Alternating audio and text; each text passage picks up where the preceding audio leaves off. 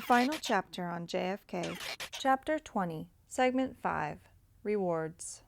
Welcome back. This segment is rewards. What we're going to do in this situation is examine the rewards that were given to various potential participants in the Kennedy assassination conspiracy. We're going to start with the smallest rewards and work our way up to the biggest. Let's look at the lowest level characters who may have received or had the opportunity to receive rewards in the Kennedy assassination. First one on my list would probably be Jack Ruby. He had the opportunity to obtain huge rewards for the killing of Lee Harvey Oswald shown on live TV.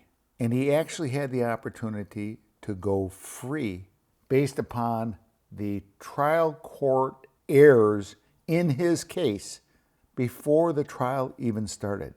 And all he had to do was keep his mouth shut and keep quiet. But Ruby failed. And so he died on January 3rd, 1967, of a very strange cancer, just as his attorneys were negotiating for Ruby's release for time served. A second person to look at in terms of rewards is Judge Joe B. Brown Sr.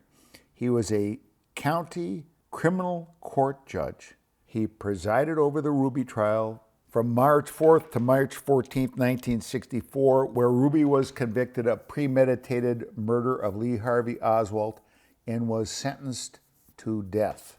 Judge Brown, by committing reversible error before the start of the trial, ruling that the case should stay in Dallas, did get benefits. His rewards were the following. He got a $25,000 book contract, which today would be about $250,000 advance, and he got that book deal from one of LBJ's friends, the Murkinsons, who had a publishing company. Tragically for Judge Brown, he didn't really have a chance to spend the advance money because he died in 1968. Our next figure in the Kennedy assassination, who may have received rewards, or at least deserved rewards, was Dallas Police Chief Jesse Curry. Chief Curry, who was the man in charge of the local security for President Kennedy while he was in Dallas, and although Curry and his staff had been warned that Lee Harvey Oswald was going to be killed, it seemed that Curry or his staff may have been involved in allowing Lee Harvey Oswald to be killed in the Dallas police basement. The next person who may have received rewards was Dallas District Attorney Henry Wade. If we start out with the fact that after Wade's death, a contract was discovered with Wade, Jesse Curry, and a third party to create a production company in order to profit on the death of President Kennedy, along with the inside information that they purportedly had. While we do not know exactly what Henry Wade got from his staff's inept prosecution of Jack Ruby, it should be noted that after his death, a new district attorney going through the offices of Wade found a safe that contained Henry Wade's private property, which he thought he had removed from the Dallas courthouse.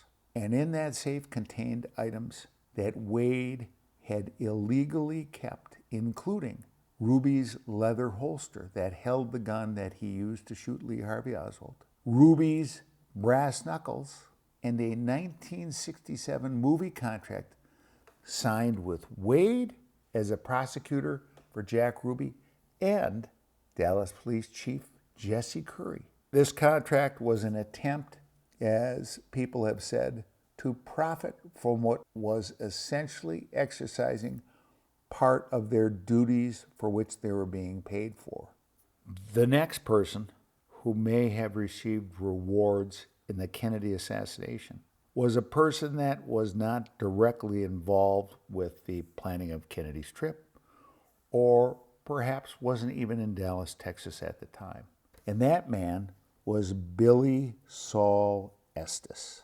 When he was caught up in the fraud, and he actually received his first 2 convictions in 1962, Bobby Kennedy and the Justice Department were hoping, with the risk of 8 years of prison time, that Billie Saul Estes would start to talk and tell them about his relationship with Lyndon Johnson.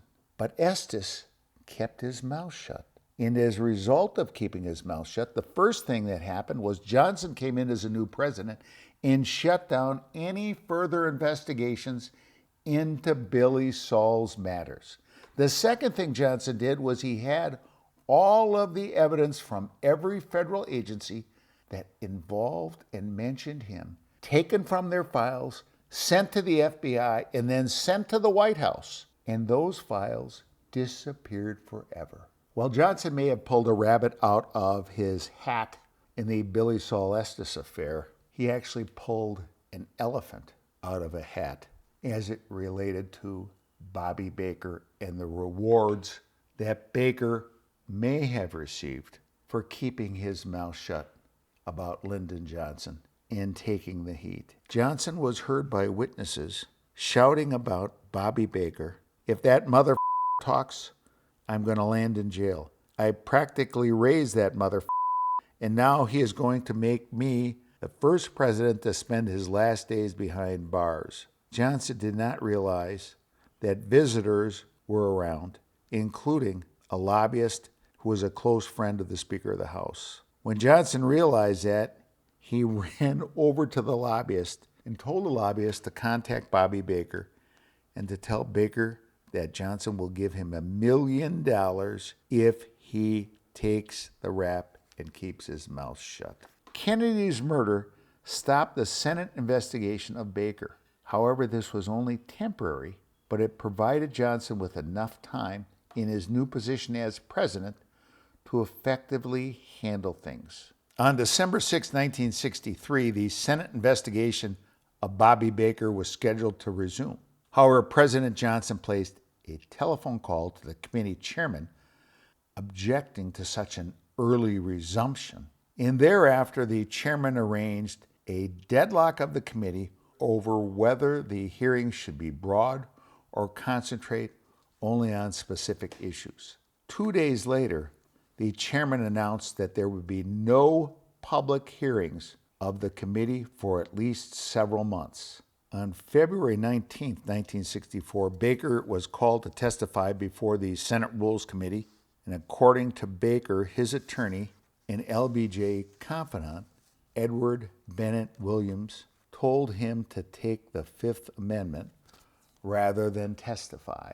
So just like Billie Saul Estes, Bobby Baker was told to keep his mouth shut. Following this, for the next several weeks, almost all other witnesses who appeared before the committee followed the same strategy of silence. One witness even took the Fifth Amendment 136 times. Ultimately, on March 16, 1964, the committee chairman decided to suspend the investigation against Baker because he was, quote, getting bored, end of quote. The next month, the Baker hearings were permanently discontinued. Unfortunately for Baker, while the committee investigation against him ended, after this event, Baker was ultimately convicted on tax evasion charges and spent 16 months in prison. I'm getting a signal that I've been talking too long, so we're going to be cutting this into 2 segments, and I'll see you in a minute in the next segment.